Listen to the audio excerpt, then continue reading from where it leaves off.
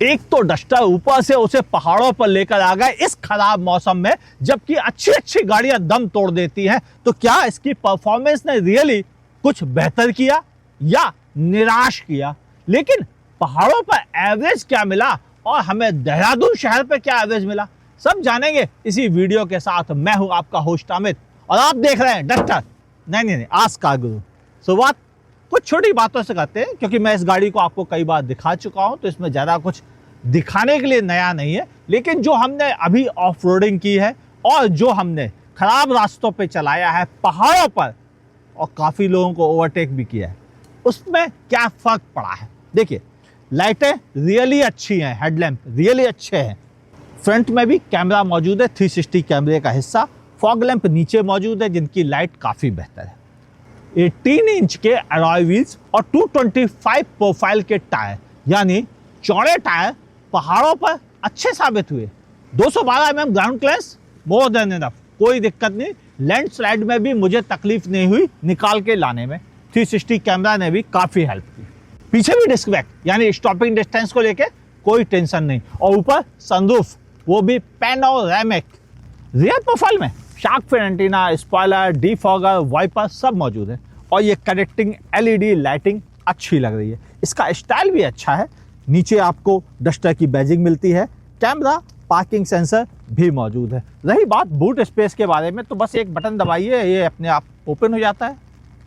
आपको मिलता है 518 लीटर का बूट स्पेस, जिसमें आप लगभग 3 बड़े सूटकेस, 3 बड़े बैग के साथ आसानी से जर्नी कर सकते हैं। यानी फैमिली के आउटिंग के लिए मोर देन इनफ जगह मौजूद है।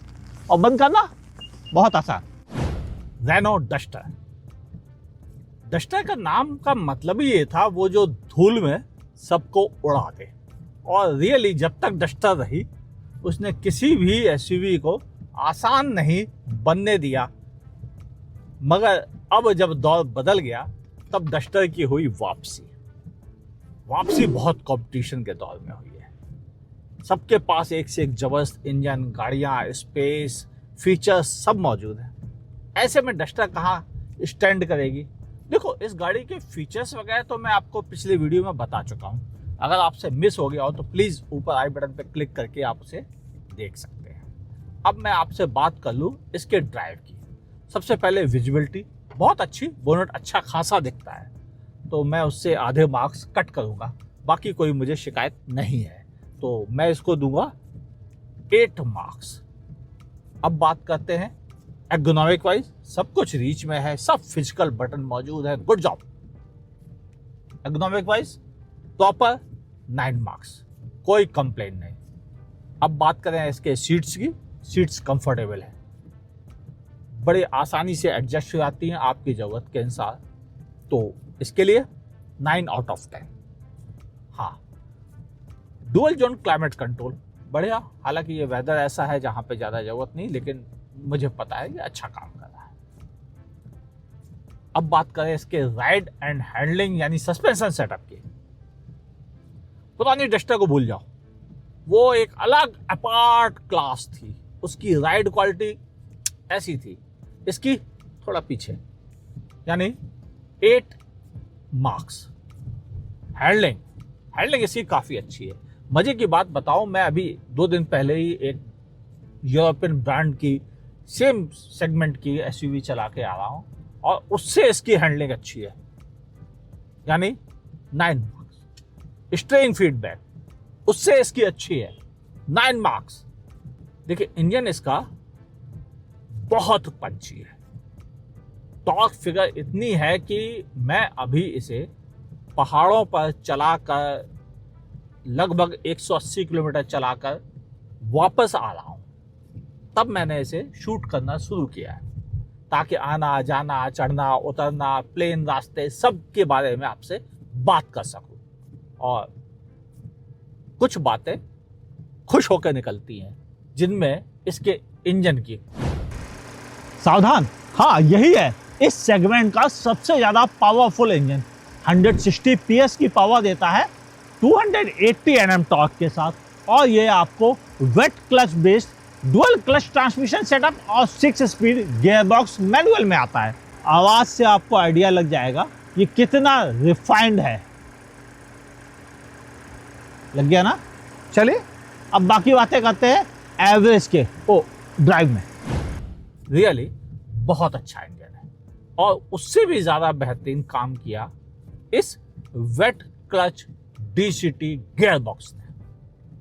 कोई कंप्लेंट नहीं, बड़े प्यार से स्मूथली हर जगह चढ़ रहा। मुझे कभी भी एक बार फील नहीं हुआ कि मुझे मैनुअली गाड़ी को चढ़ाना पड़ेगा, जबकि मैं एक से एक खराब चढ़ाई वाले रास्तों पे गया, बिल्कुल दिक्कत नहीं। और ऑफ रोडिंग में तो गजब था, हर तरह के ऑफ रोडिंग वाले सेटअप में कोई दिक्कत नहीं आई, चाहे वह जिगजैग हो, चाहे वह शीशा हो या ग्राउंड क्लियरेंस चेक करने की जगह मुझे वहां भी कोई दिक्कत नहीं मिली। यानी एक गाड़ी जो कि एक्चुअल में 2 व्हील ड्राइव है, फ्रंट व्हील ड्राइव है, वह भी काफी खराब रास्तों को संभालने में रेडी है। यानी इंजन के लिए कंपनी की तारीफ बनती है, गियर बॉक्स के लिए बनती है, कहां अटक जाती है। चलो नेगेटिव ना बताएं कार्गो, ऐसा तो होता ही नहीं है। इतने सारे जब आपके साथ शेयर किए तो ये भी लो एवरेज। इस गाड़ी का मैं आपको 3 तरह का एवरेज दे रहा हूं, सिटी, हाईवे और पहाड़ों पर। तो पहले पहाड़ों पर, क्योंकि अभी अभी वहीं से उतर के आ रहा हूं, आपको मिलेगा 13 से 14 का फ्यूल एफिशिएंसी पहाड़ों पर, अगर आप फैमिली के साथ चल रहे हैं, मतलब 3 से 5 लोग हैं। तो सिटी में चलते हैं अगर, तो एक नॉर्मल सिटी, जबकि इंडियन सिटी काफी क्राउडेड होती है, वहां पर यह गाड़ी आपको एवरेज देगी 9 to 12 का। यानी एवरेज थोड़ा लोअर साइड में ही है इस गाड़ी का। हाईवे की बात आए तो आप इसे प्यार से अगर चलाते हैं तो ये काफी अच्छा एवरेज दे सकती है। अगर आप क्रूज कंट्रोल के साथ, जो कि इस गाड़ी में मौजूद है, एडेप्टिव भी मौजूद है, उसके साथ अगर आप 80 की स्पीड पे चलते हैं तो ये गाड़ी आपको बड़ी आसानी से 20 का एवरेज दे देगी। यानी तब आपको दिक्कत नहीं होगी, चाहे आप 4 लोगों के साथ ही क्यों ना चल रहे हो तब भी। यानी आपको उस समय एवरेज को लेके तकलीफ नहीं होगी, क्योंकि यह गाड़ी अपने हायर बैंड पे चल रही होगी, तो अच्छा एवरेज उस समय आपको मिल सकेगा। लेकिन सिटी में बहुत अच्छे एवरेज की उम्मीद नहीं है। मैं जिस शहर में रहता हूं, अगर मैं वहां चलाऊंगा तो ये गाड़ी आराम से मुझे 14-15 दे देगी। लेकिन हर कोई का शहर ऐसा नहीं होता है, सब जगह ट्रैफिक ज़्यादा है, तो मुझे मालूम है वहां पर इतना एवरेज नहीं मिलेगा। सेफ्टी देखो, एयर बैग वहां भी शिकायत नहीं, ABS, EBD, traction control, electronic stability program, 360 camera, ADAS level 2 के 17 फीचर्स, सब मिलाकर मतलब सेफ्टी में डाउट करने का रीजन नहीं है। कंपनी का कहना है, उन्होंने प्लेटफॉर्म ऐसा डिजाइन किया है कि आसानी से वह क्रैश टेस्ट रेटिंग में भी 5 स्टार ला सकता है। ये उनके शब्द हैं, ठीक है, और यही मेरे शब्द हैं। जब इसकी क्रैश टेस्ट रेटिंग आएगी तब उस बारे में हम बात करेंगे। लेकिन फिलहाल चला के कहीं से लगा नहीं कि गाड़ी सॉलिड नहीं है। यानी बड़ी आसानी से यह गाड़ी अच्छे मार्क्स लेकर आ सकती है क्रैश टेस्ट रेटिंग में, और सेफ्टी पर डाउट करने का कोई बड़ा रीजन नहीं है।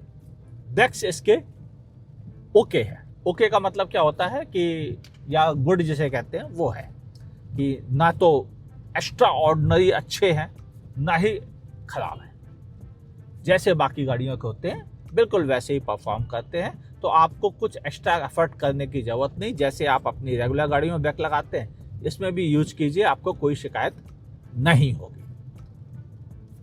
हाँ, मुझे एक शिकायत है। मैं यहाँ पर चल रहा हूँ जहाँ पर इस समय AQI 15 है और मेरे शहर में 300। काश वहाँ भी ऐसा अच्छा वेदर होता, ऐसा अच्छा साफ हवा मिलती तो मजा आ जाता। खैर, कर क्या सकते हैं, क्योंकि AQI मीटर आपको इसी स्क्रीन पर मिल जाता है। हाँ, स्क्रीन, म्यूजिक क्वालिटी दोनों ठीक ठीक है, मुझे कोई कंप्लेंट नहीं, अच्छा काम करता है। बाय द वे, इसमें गूगल इनबिल्ट है, तो जिसकी वजह से आपके लिए बार बार मोबाइल से पेयर करने की ज़रूरत भी नहीं है अगर आपने एक बार लॉग इन कर लिया तो। और वो मैप यहाँ सामने भी दिखाई देता है। और इसका जो इंस्ट्रूमेंट क्लस्टर है और उसका यूआई है बहुत फंकी, बहुत मज़ेदार, बहुत इंट्यूटिव, काफ़ी इंफॉर्मेशन, इतना अच्छा मुझे इस सेगमेंट में किसी का भी नहीं मिला। ठीक है, मैं एवरेज की बुराई कर रहा हूँ, कुछ चीज़ों की कमियां बता रहा हूँ, स्पेस की कमियां बता रहा हूँ, लेकिन ये भी अच्छा ही बता रहा हूँ कि ये बात बिल्कुल सही है कि इसमें कई अच्छाइयाँ भी शामिल हैं और ये रियली बहुत बेहतर है, कम से कम यूज करने के मामले में। चलो अब बाकी बातें करते हैं कंक्लूजन में। 1.3 सुनने में सबसे छोटा लगता है, लेकिन ये बात सही है कि सबसे ज्यादा पावरफुल इंजन यही है और इसकी पावर का हाल ये है कि अपने सेगमेंट में सबको बीट करता है। मगर एवरेज की जब बात आए तो पहाड़ों में ये अपना दमखम एवरेज में खत्म कर देता है। सिटी में हालांकि कुछ रिस्पेक्टेड नंबर्स आ जाते हैं, लेकिन वो रिस्पेक्टेड नंबर अभी भी कई कॉम्पिटिटर से पिछड़े हुए हैं। तभी डस्टर ने पहले ही कह दिया था, भाई हम तो ड्राइवर्स ओरिएंटेड कार है, हमारा मुकाबला एवरेज देने वाली गाड़ियों से ना किया जाए। और शायद वो ये बात सोच समझ कर ही कह रहे थे और मुझे लगता है उनका ये सोचना भी सही है कि डस्टर को केवल परफॉर्मेंस के लिए याद किया जाना चाहिए, ना कि एवरेज ज़्यादा देने के लिए। ओवरऑल मेरा मानना है थोड़ी एक्सपेंसिव है, मगर उन लोगों के लिए अच्छा प्रोडक्ट है जो डस्टर की परफॉर्मेंस को दोबारा जिंदा देखना चाहते हैं। वीडियो अच्छा लगा हो तो लाइक कीजिएगा, ना पसंद आया हो तो डिसलाइक करने में किस बात का संकोच।